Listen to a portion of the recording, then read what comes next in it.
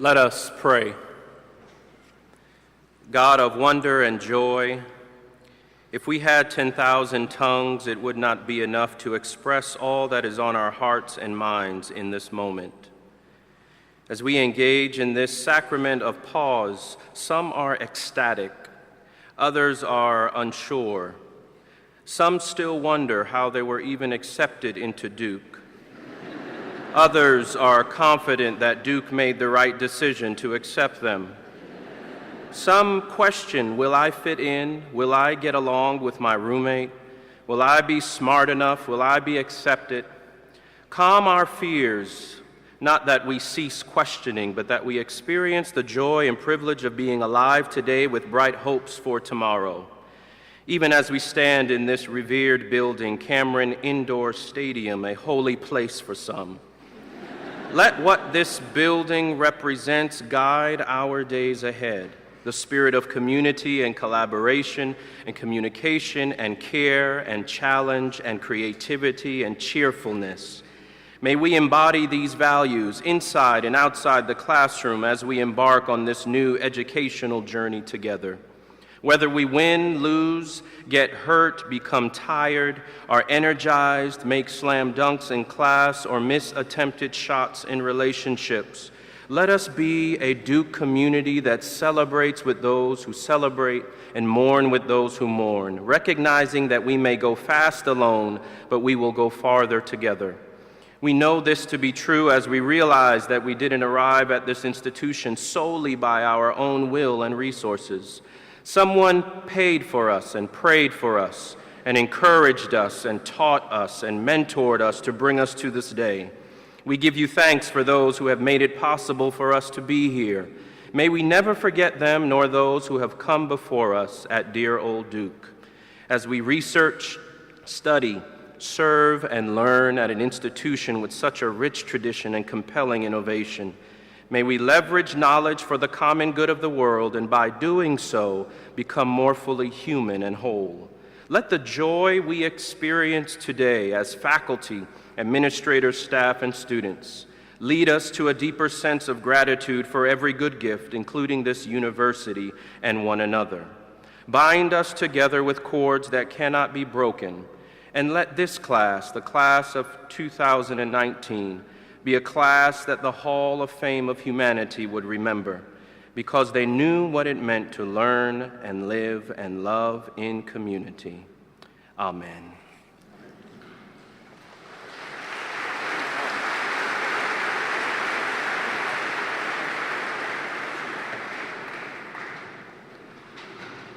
Before you sit down,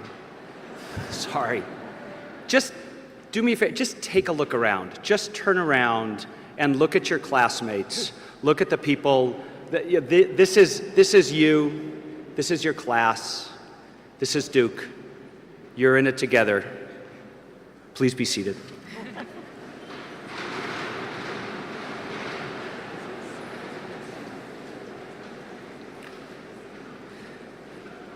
I guess I should have said, please be seated quietly, but that's... My staff and I, we had the pleasure of helping during move-in yesterday, and it was wonderful. It was wonderful to see so many of you and to put faces and names together. I particularly want to thank all of the university staff and especially all of the current undergraduates who made move-in so successful.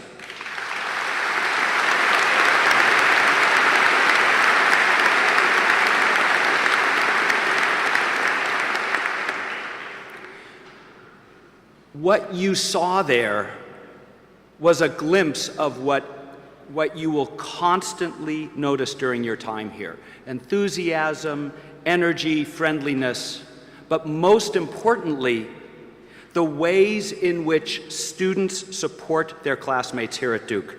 This is a real community, and you won't find any other place quite like it. Each year, I have the privilege of presenting the entering class to the president and to the faculty at Convocation.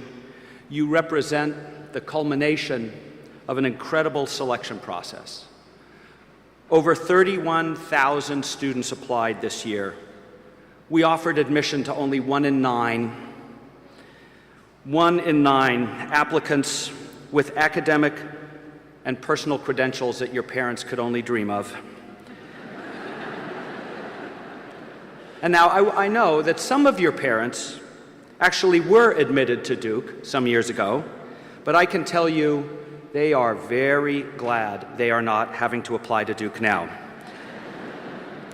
And I want to give you some idea of who your classmates are, where they're from.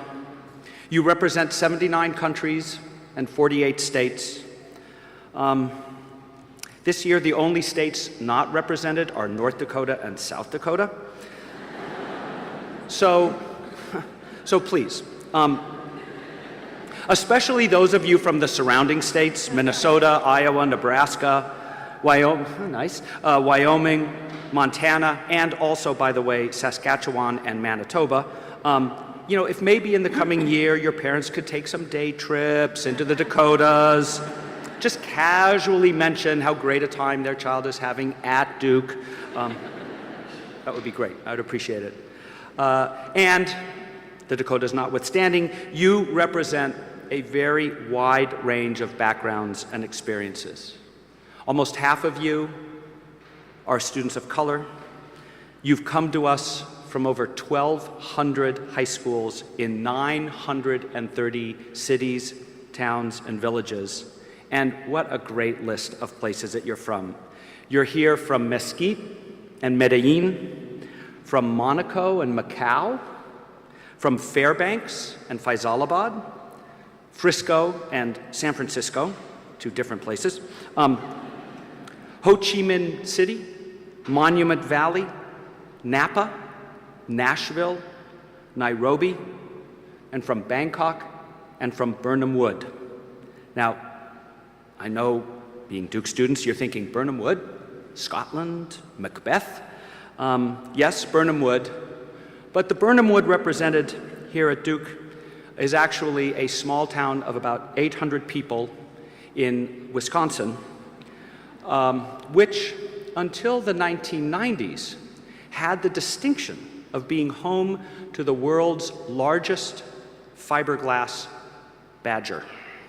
So yes, that Birnam Wood has its distinction as well. I want to meet you, by the way. I want to hear about that badger. And you've brought to Duke some interesting experiences and some interesting accomplishments. Among you are a silver medalist at the USA Powerlifting American Open, a 3rd-generation almond farmer from California, and a 9th-generation farmer from Maryland, one of the country's top Irish step dancers, who also designed, developed, and sells her own brand of socks specifically for Irish dancers. Cool. I actually went to her website, and she mentioned that she was on hiatus because she was moving into Duke, so I thought it was pretty cool. A young woman quoted and featured in a critical amicus brief in one of the Supreme Court rulings on marriage equality. You've created a curtain of 1,000 origami cranes for the Global Fund for Children. You placed 21st in the world in the under-18 international bow hunting competition. One of you owns and operates his own snow cone truck. One of you is a rhythm guitarist and alternative rock band leader from Alaska, whose global affairs team also placed 6th in the nation. Among you is the sole student representative to the Miami-Dade Board of Education, the 4th largest school district in the country. You include a filmmaker who has won multiple international prizes, including the Best Student Film in the ITSA Film Festival, and a young woman named UNICEF Goodwill Ambassador from Ethiopia. And your classmates include a young man who has spent 2 summers as a deckhand on a salmon fishing boat in Bristol Bay, Alaska. You include a young woman who is the world's youngest Airbnb host. And finally, a young woman who has already climbed 3 of the 7 continental summits, 3 of the 7 continental volcanic summits as well, and of course who fully expects to climb the other ones as well. You're a pretty good class.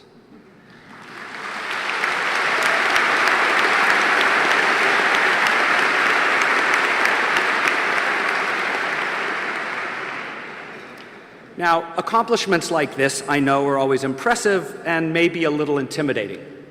So let me add just a little bit of perspective, because when we looked at your applications, and we read all of them, and we read all of them many times, and we thought about you, and we talked about you as individuals, never just as a collection of attributes, but we always imagined you as who you are. And when we looked at your applications, we didn't just look at what you'd achieved.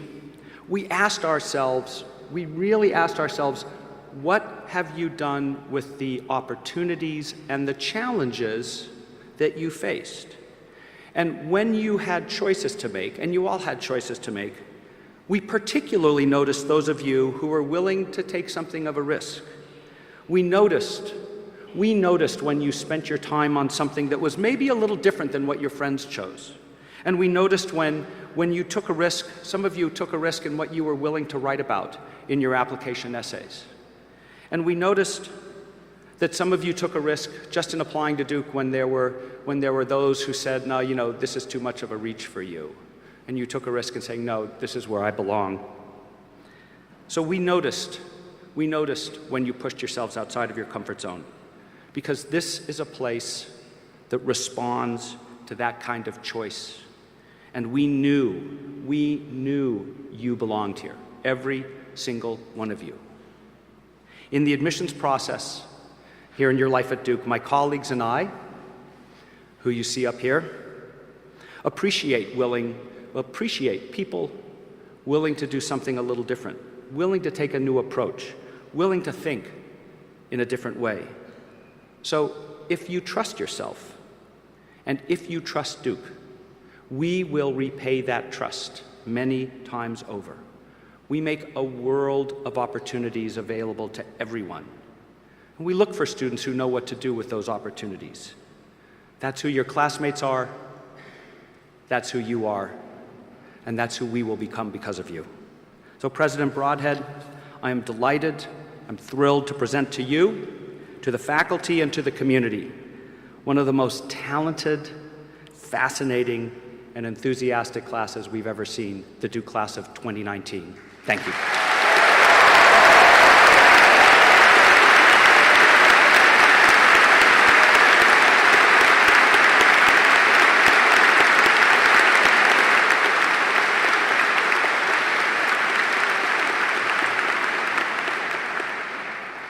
Well, thank you, Christoph. I enjoy this present very much. My friends, this year we're staging our official welcome for you in a different way. Usually the freshman convocation is held in Duke Chapel, a majestic space suited for solemn ceremony. This year we have decamped to Cameron Indoor Stadium, the boisterous home of Duke school spirit, where fans go crazy and foes wish they could go home. You will ask, why the change? Well, in fact, the talent of our famous basketball team is really just shorthand for the talent of our whole student body. So maybe our idea in coming here today was that I could introduce the whole Duke team, 1,750 members of the class of 2019, in the way we do it in Cameron Indoor Stadium. This is going to take some help from you, okay? Do you know how to cheer? That was not impressive, but maybe you'll do better in a minute. Okay, I'm going to start at the top of the alphabet. A freshman from Cairo, Egypt, who enjoys ballet, writing, and tennis, Hadil Abdelhey.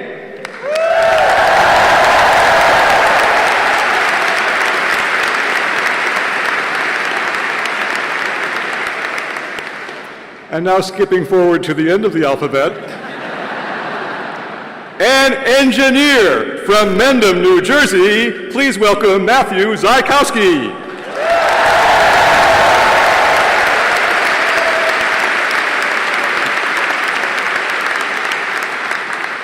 But you've probably guessed that the reason for our change of venue is in fact a little more prosaic. We are gathered in Cameron because Duke Chapel is closed for repairs. Indeed, just about everything at Duke is closed for repairs.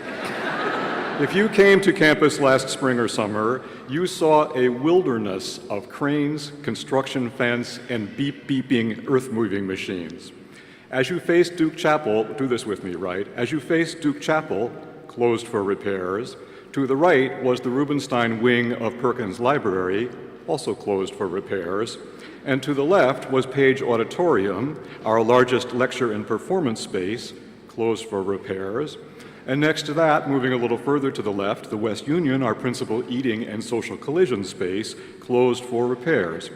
You couldn't go out on the quad because it was closed for repairs, nor could you get through the gate that goes to the plaza, our other great gathering space, because it was closed for repairs. Up behind West Union, you may have noticed it on your way here, the future Student Wellness Center is now a large hole constructed surrounded by a construction fence. It is not closed for repairs, it's just being built. Cameron is open, but please do not try to go out this south exit behind me because it is closed for repairs, part of a construction project that also encompasses our football stadium as well. I mean this. I am grateful that you chose to come to Duke, given that when you came to visit this place, all you saw was construction. So today I thought I would ask myself, what does all this construction mean? What does it mean to have all this construction going on at your new home? So I have three thoughts to offer you. The first is this. One thing it means is you're a witness to history.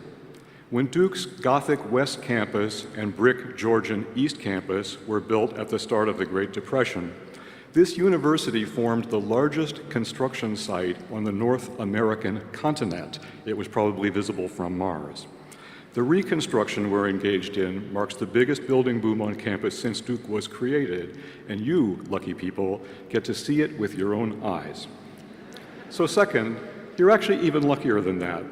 We're not just doing fix-ups here. We're engaged in a transformational renovation of this campus, restoring beautiful exteriors and creating new interiors to meet the needs of today's education in extraordinary new ways.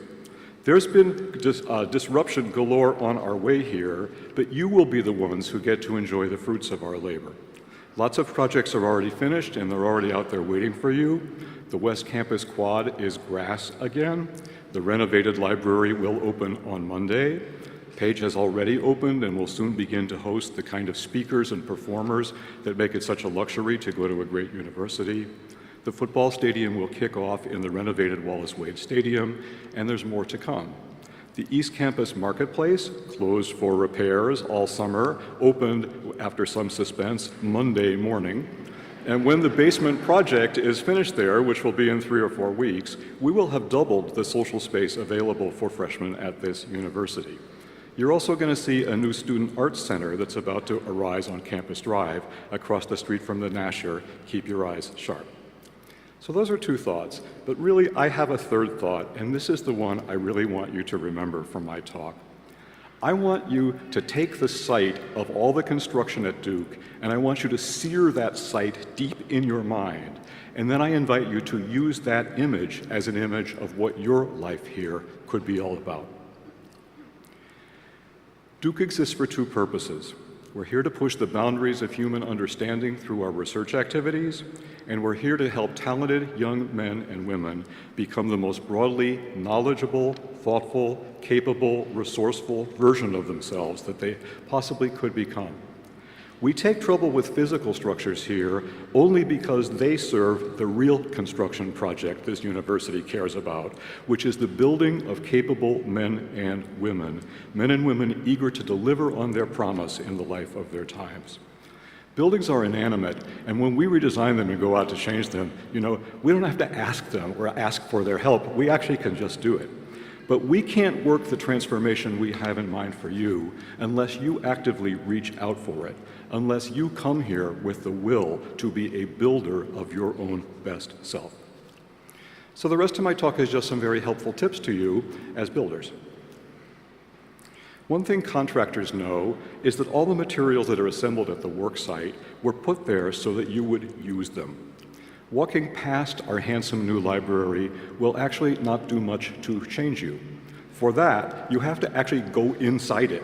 You have to find somebody who will help you ask an interesting question. You then have to ask their help for finding the materials that might help you answer the question. Then you might have to think how to understand those materials. Do that, and you'll begin to get the good of the library. Why would you trouble to come to a school with an outstanding faculty unless you sometimes seek out those people? With these, as with every other resource at Duke, you have to engage the opportunities around you if you want to unlock the door to your own future growth.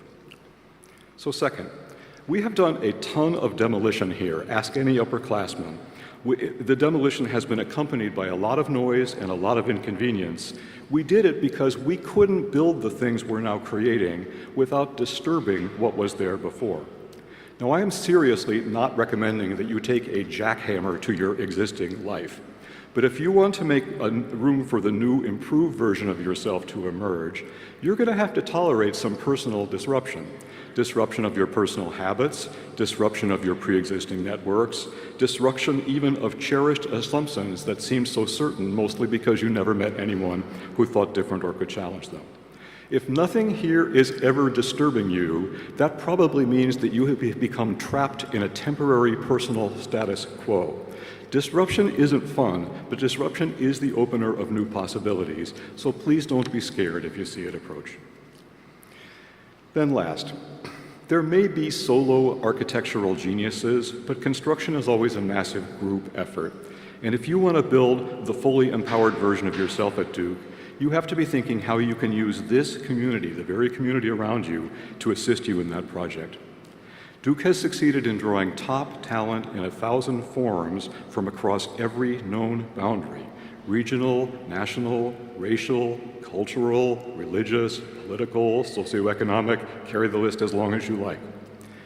As sociologists of knowledge have long known, from Renaissance Florence to the startup hotspots of today, the places where smart, energetic people from different starting points have been drawn together and allowed to freely collide have been the places where world-changing ideas were hatched and new human energies released. Today, you become a citizen of just such a place.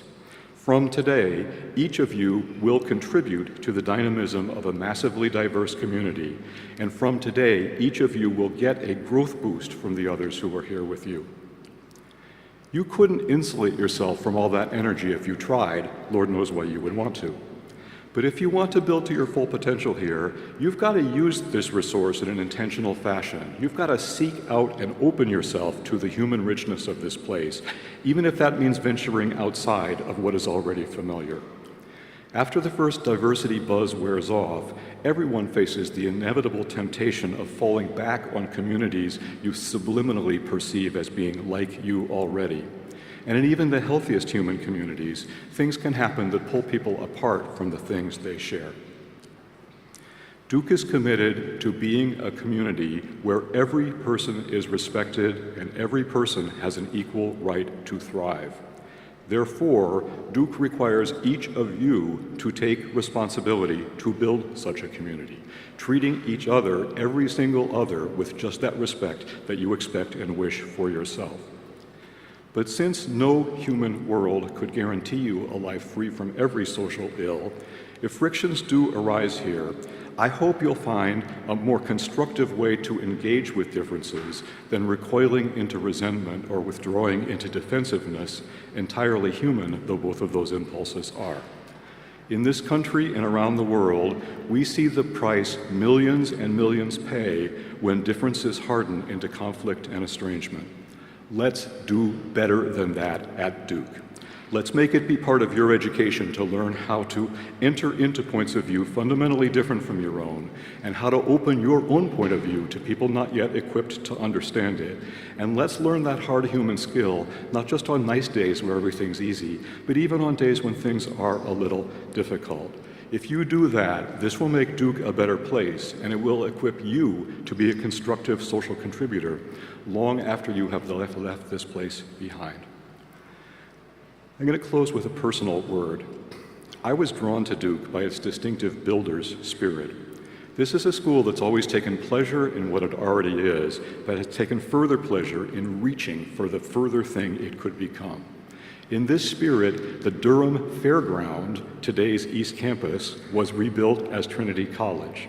In this spirit, a little liberal arts college in Durham, North Carolina, threw up a comprehensive university on what had been a piece of foreign land and a pig farm. The forest land went that way, the pig farm is mostly behind us.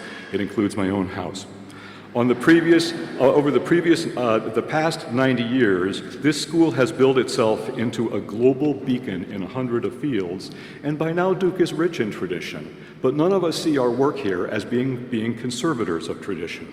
We're still reaching. We're still trying to envision the even better thing that research and teaching could be, and we're still trying to use our powers to put those dreams into practice, put them in reality.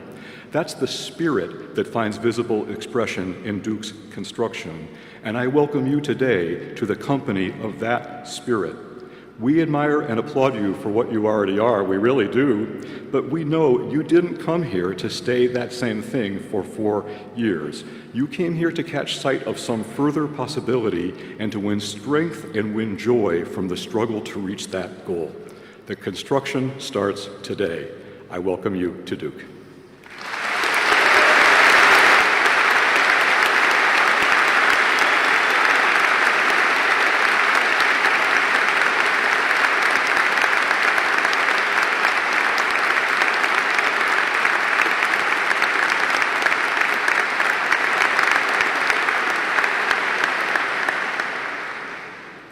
I'd now like to briefly introduce some university leaders and the deans of the schools that you will be participating in. I'll invite them to stand and be recognized, but I would ask you to withhold your applause until I've mentioned them all. First, I would introduce Duke's Chief Academic Officer, Professor Sally Kornbluth. Don't you guys follow orders? Second, I will introduce and give a special welcome to our brand new Dean of Trinity College of Arts and Sciences, Professor Valerie Ashby. Oh, go ahead. Third, the Interim Dean of the Pratt School of Engineering, Professor George Trusky. Dean of the Sanford School of Public Policy, Professor Kelly Brownell. Representing the Nicholas School of the Environment, Director of Undergraduate Programs, Professor Charlotte Clark. And Vice President for Student Affairs, Dr. Larry Mineta. It is now my pleasure to call to the podium Professor Steve Nowicki, a famous scientist, a famous teacher, and currently the Dean and Vice Provost for Undergraduate Education. Steve.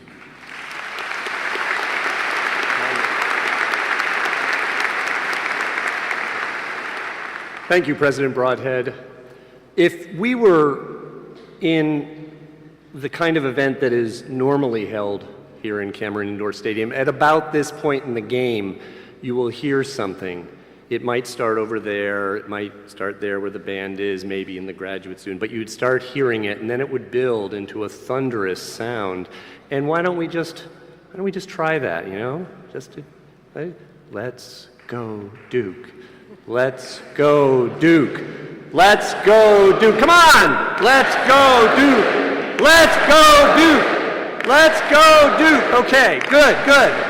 All right. You know, I mean, good. You're loosening up a little bit. You got some time before the first home football game, so you keep working on that. You know, as summer was fading and I was starting to prepare myself for your arrival, I decided a few weeks back to spend a day rearranging a room in my house. This is a house that my wife Susan and I have lived in ever since we arrived at Duke a quarter of a century ago.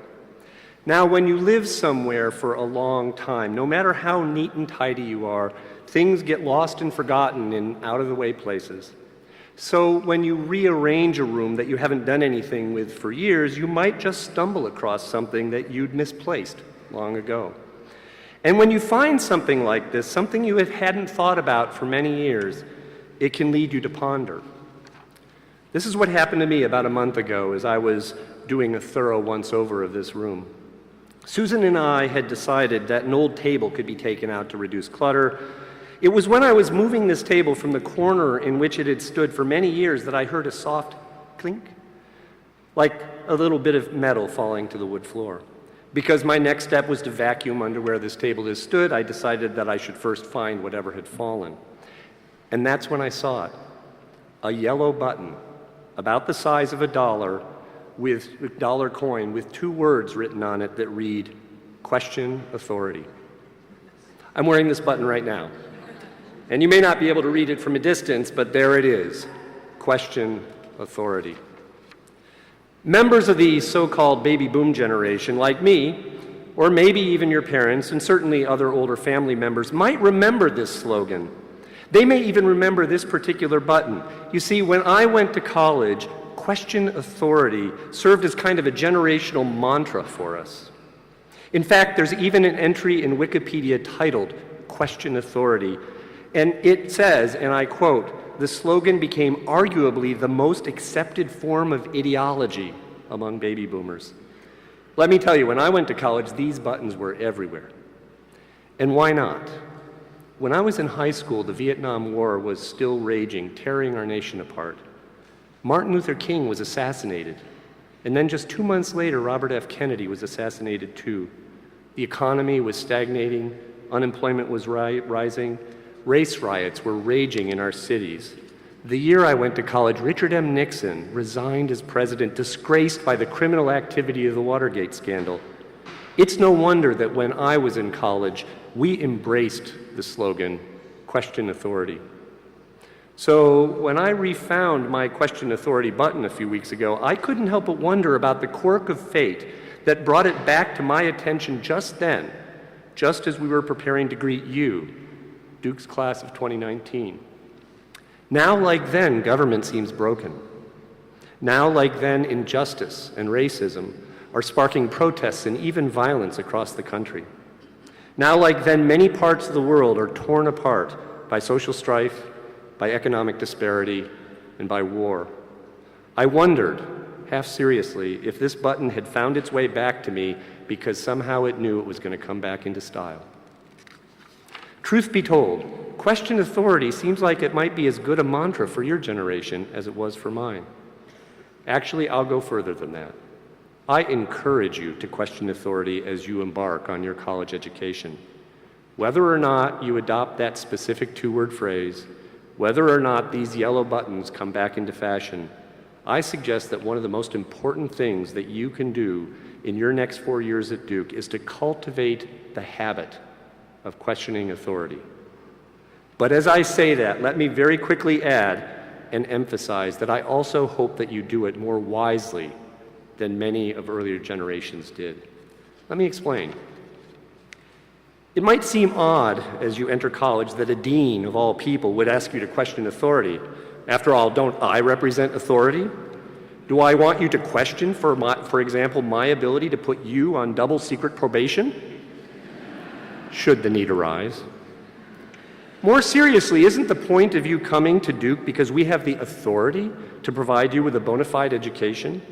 If that is the point, and it's got to be a large part of the point, how are you going to earn your degree if you don't follow the rules, if you don't acknowledge Duke's authority and do what you're told? And it's not just Duke's authority that might matter to you.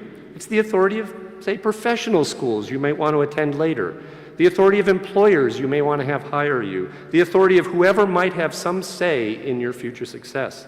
This might also make you feel pressured to toe the line. Then there's the law. What if you decided on leaving a restaurant that you just wouldn't pay the bill and tell the waiter, you're just questioning his authority to charge you for the meal?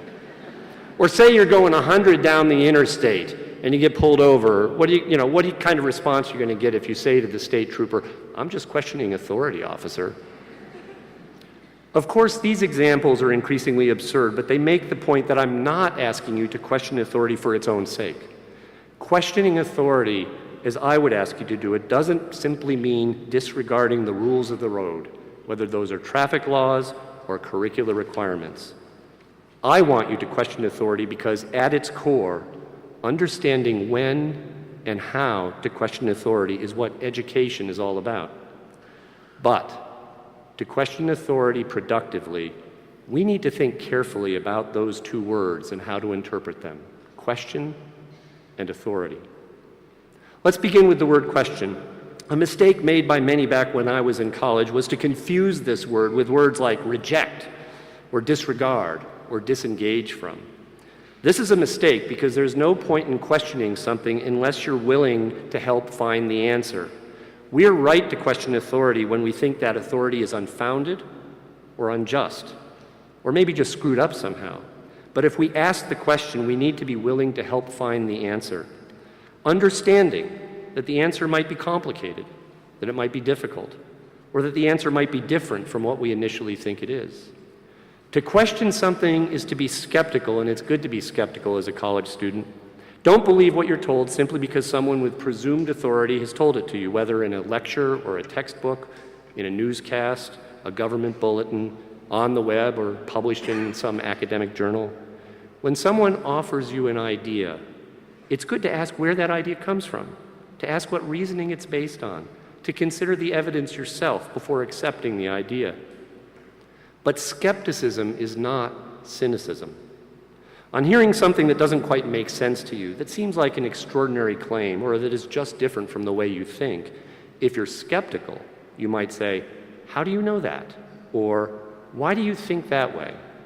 A cynic, on the other hand, will say, "I don't believe you, and there's nothing you can say that'll change my mind." A skeptic is willing to help find the answer when the question is called. A cynic simply rejects, disregards, and disengages. Yes, I want you to question authority, but I want you to question in a way that's engaged and productive, in a way that will help find better answers. And importantly, I want you to understand that reasonable people might sometimes differ in what they think the answer is, because they reasonably see the world from different perspectives. Now let's turn to the word authority. To the generation that popularized this question authority button, the authority we questioned was whoever seemed to be in charge. It was the government. It was the financial system. It was the so-called military-industrial complex. It was the man. It was something external to us, something we thought was outside of our control, certainly nobody we knew. But there's a mistake here too. This mistake comes from not realizing that authority we might think of as being external, as something separate from us, in fact usually depends on our individual authority, on our personal authority in one form or another. Of course there are external authorities. Most of these external authorities are what we call institutions, organizations endowed with official power, having rules and regulations, organizations that do things that affect our lives in important ways. But an institution's authority is only as good as the collective personal authority of the individuals who create and support and participate in that institution. You see, institutional authority eventually boils down to individuals and the actions they take as individuals. There's another kind of external authority that can have an even more pervasive influence on how we live our lives. We might call this cultural authority. Culture comes to us from many sources: our families, the places we grow up, the books we read, the music we listen to, the movies we watch, our schools, our places of worship, our histories beginning even before we were born. Cultural authority is especially hard to question because it runs so deep and because it comes from places often that are very, very important to us, that we value so much. But ultimately, culture also depends on the collective authority of the individuals who are the members of that culture. Even culture can change, and sometimes it needs to, through the agency of our own personal authority. My point is this: to question authority productively, to question authority wisely, we need to realize that to question something really means to seek an answer, and that ultimately authority is never really separate from us. It is us. Let me come back to what I think this has to do with your time at Duke. When I ask you to question authority, I'm not asking you to spend your next 4 years fundamentally changing the world, although I imagine some of you might well get a good start on that. No, I simply want you to develop a healthy habit of knowing when and how to question authority, with the recognition that to question something is to seek understanding, and that the most important authority to learn how to question is yourself. Now that you're in college, you have more authority than you've ever had before. You're in charge. You can choose whatever classes you want to take, whatever academic credentials you want to gain, whatever path you want to pursue when you leave Duke. We do ask you to follow some rules, but this is only a framework. For example, did you know there are over 2,000 courses taught at Duke every semester? Think of the choices you have. You can also choose what to do with your time when you're not in class, what clubs to join, what foods to eat, when to go to bed, when to wake up. You can choose who to spend your time with, and you can choose who you don't spend your time with. Of course, you've always had choice in these matters, but now that you're at Duke, you have more choice than ever before. Dean Gutentag already showed you the extraordinary diversity of the people around you. These are extraordinary people, and whether or not you engage these folks and their ideas in a deep and meaningful way is entirely up to you. You could spend the next 4 years here, content with how you see the world, pleased to stay in your comfort zone, happy with the way things are. Or if you follow my advice, and you follow President Broadhead's advice, and use your time at Duke to learn how to question, and to learn how to question yourself, your own authority, you may find that your view of the world has shifted a bit. Your understanding of your own goals has transformed. Your vision of how you'll live your life is not quite what you thought it was yesterday when you arrived.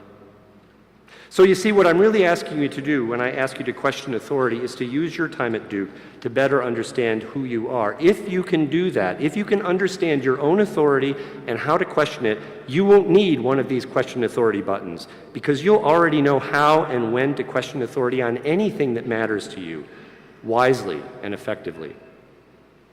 So how will you know if you've succeeded? I'm afraid there's no simple answer to that question, but here's a suggestion. A few decades from now, you're likely to unexpectedly run across some artifact from your time in college, just as I did a few weeks ago. For me, it was finding my old question authority button. Who knows what it'll be for you, but when this happens, and I'm sure it will someday, will you look back and ponder on the remarkable transformation that your time at Duke was for you? If that happens, then we'll both know you were successful. Oh, and if sometime in the next 4 years you decide that you need to question Duke's authority on some matter, and this leads you to come and stage a sit-in in my office, I guess I've asked for it. Welcome to Duke.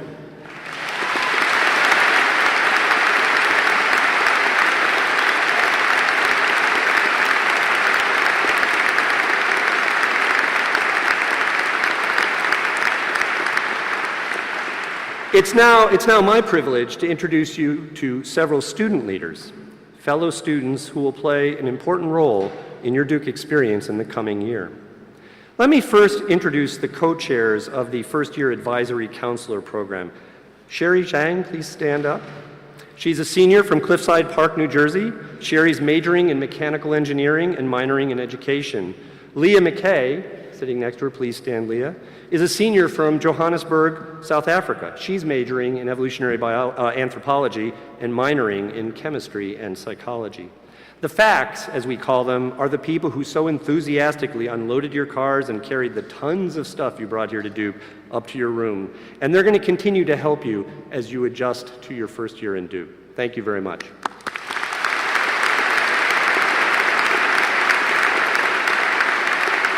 Let me next introduce Laura Holton. Laura, who's chair of the Honor Council.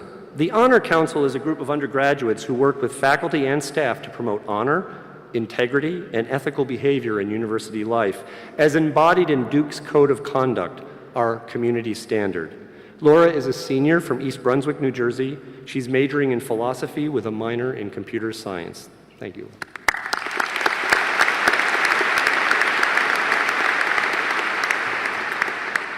Finally, I take great pleasure in introducing Kayser McCly, President of Duke Student Government. Kayser is a senior from Sacramento, California. She's majoring in biology, minoring in chemistry, and on the side pursuing a certificate in genome sciences and policy. And now I invite Kayser to come up and say a few words to you.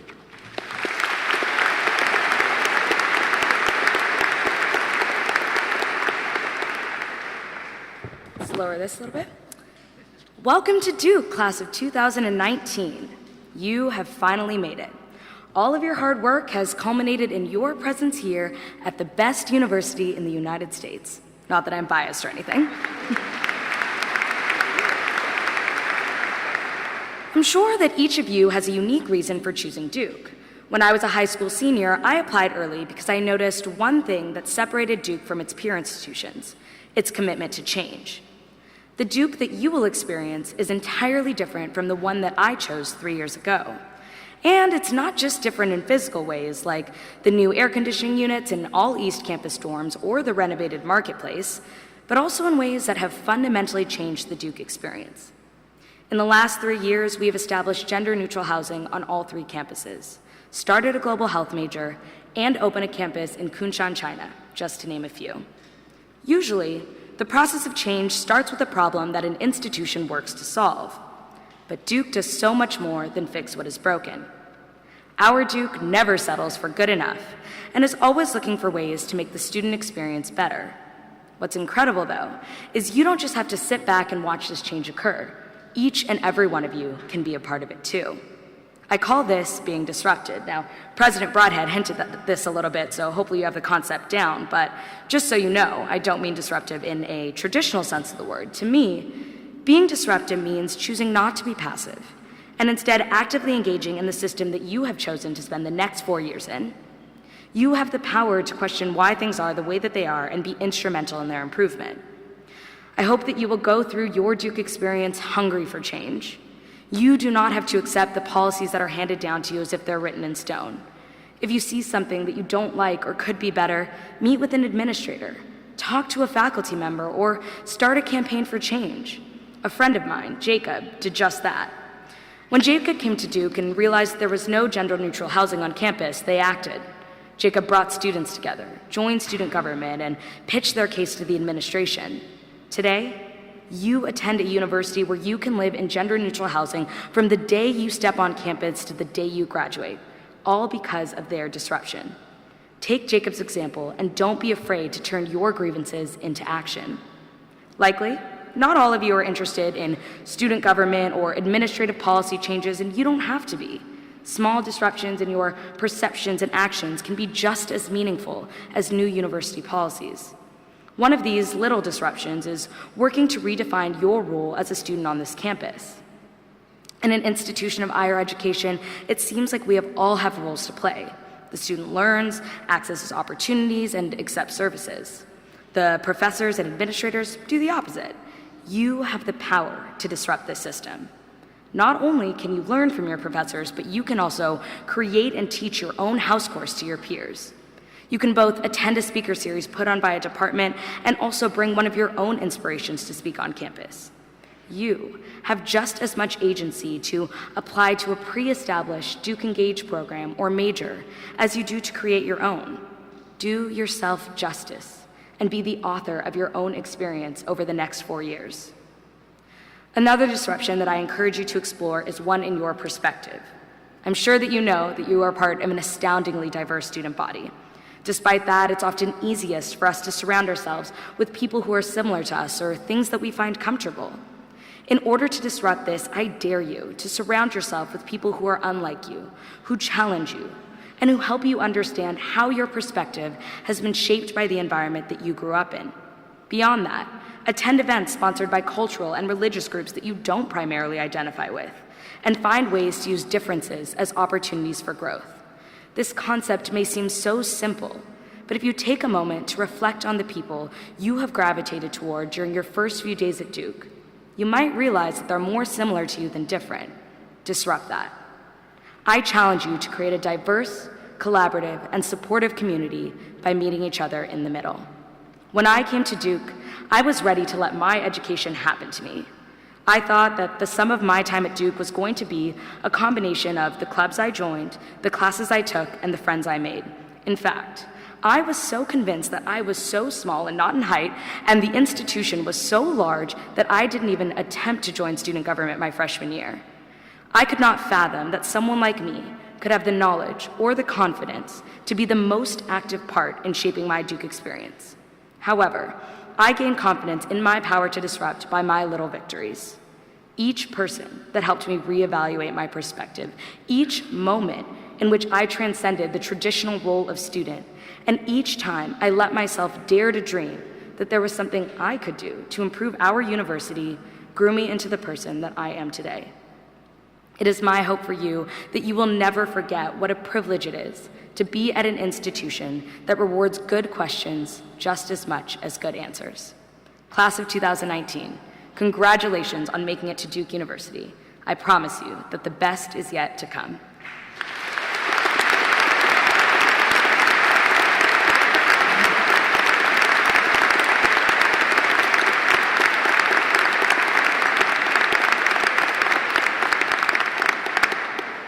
I would now like to introduce Madison Swan, who will perform for us the Duke alma mater. Madison is a senior from Sarasota, Florida, which majors in biology and music. Madison is a member of the Duke Chorale.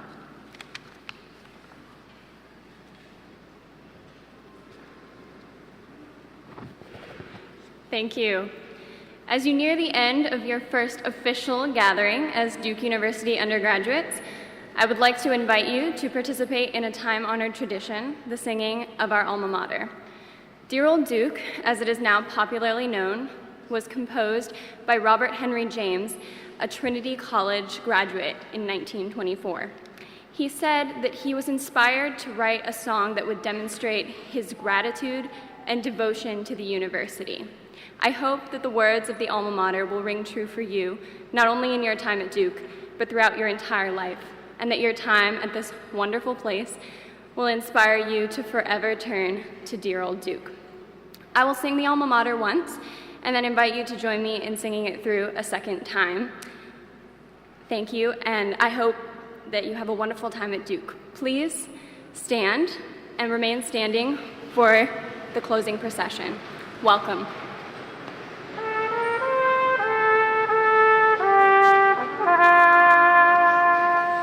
Dear old Duke, thy name will sing.